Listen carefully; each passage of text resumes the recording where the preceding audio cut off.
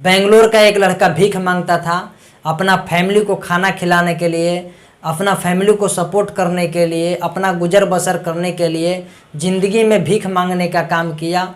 लेकिन वो हिम्मत नहीं हारा और वही लड़का आगे चलकर प्रवासी कैब्स प्राइवेट लिमिटेड जैसे कंपनी का मालिक बना और आज उसका कंपनी का टर्नओवर 50 करोड़ से भी ज़्यादा है। आखिर कैसे? जो कभी भीख मांगता था वही लड़का आज 50 करोड़ से भी ज़्यादा का मालिक बन गया। आखिर कैसे किया इन्होंने? तो वीडियो शुरू से लेकर अंत तक देखिएगा, तभी आपको समझ में आएगा। वीडियो काफ़ी मज़ेदार होने वाला है, तो चलिए शुरू करते हैं। नमस्कार, मैं Sandeep Kumar, business coach. Channel को सब्सक्राइब नहीं किए हैं तो चैनल को सब्सक्राइब कर दीजिए। इतना मेहनत से वीडियो बनाता हूँ, बहुत टाइम लगता है, बहुत मेहनत लगता है, तब जाकर एक वीडियो बनता है। वीडियो शुरू से लेकर अंत तक देखिएगा, तभी आपको समझ में आएगा। रेणुका आराध्या का जन्म बेंगलोर के एक छोटा सा गांव गोपसंडा में बहुत ही गरीब परिवार में हुआ था। उनके पिताजी एक मंदिर में पुजारी थे और उनको जो दान पुण्य मिलता था उन्हीं से उनका घर का खर्चा चलता था।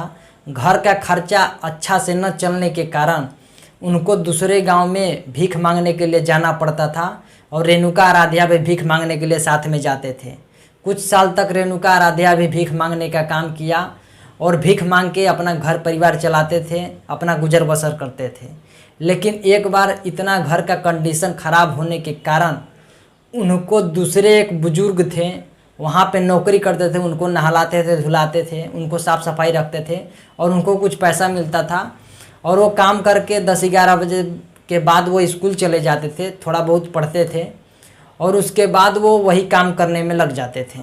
तो बचपन से ही नौकरी करते थे, घर का जिम्मेदारी और बोझ बहुत आ गया था, इसलिए वो बचपन से ही नौकरी करना चालू कर दिए थे रेणुका आराध्या। और एक बार घर का स्थिति देखते हुए, घर का गरीबी देखते हुए रेणुका आराध्या के पिता रेणुका आराध्या को एक आश्रम में जाकर छोड़ दिया और वहीं पे पढ़ने लिखने लगा। वो वहीं तक 10वीं क्लास तक पढ़ा और उसके बाद उनके पिताजी 10वीं के बाद उनके पिताजी का मृत्यु हो गया और उसके बाद पूरा घर का जिम्मेदारी रेणुका आराध्या पर आ गया और उसके बाद उन्होंने एक प्लास्टिक कंपनी में नौकरी करना चालू कर दिया और वहाँ पे भी 1 साल तक नौकरी किए। उसके बाद कोई छोटा मोटा बिजनेस भी चालू किए थे, वो बिजनेस फ्लॉप हो गया, बर्बाद हो गया, वो बिजनेस नहीं चला। उसके बाद एक बर्फ़ कंपनी में भी काम किए, वहाँ पे भी बहुत कम समय काम किए और भी बहुत सारे कंपनी में काम किए। लेकिन एक कंपनी ऐसा था जिसमें वो 4 साल तक काम किए थे। वो ट्रैवल एजेंसी कंपनी में एक काम किए थे 4 साल और वहाँ पे विदेशी लोग बहुत आते थे, तो विदेशी लोग इनको टिप देते थे, तो कुछ पैसा बचाकर और एक गाड़ी लिए और वही गाड़ी 6 साल के बाद 6 गाड़ी कर दिया और उसी से एक कंपनी खड़ा किए। उस कंपनी का नाम रखे प्रवासी कैब्स प्राइवेट लिमिटेड और वही कंपनी आज बहुत बड़ा कंपनी बन गया है और उस कंपनी में 300 गाड़ी है और उनके यहाँ 1000 से भी ज़्यादा लोग काम करते हैं और उनका कंपनी का टर्नओवर 50 करोड़ से भी ज़्यादा है। जो कभी भीख मांगता था, भीख मांगकर अपना घर परिवार का गुजर बसर करता था, वही लड़का आज 50 करोड़ वाला टर्नओवर वाला कंपनी खड़ा कर दिया है।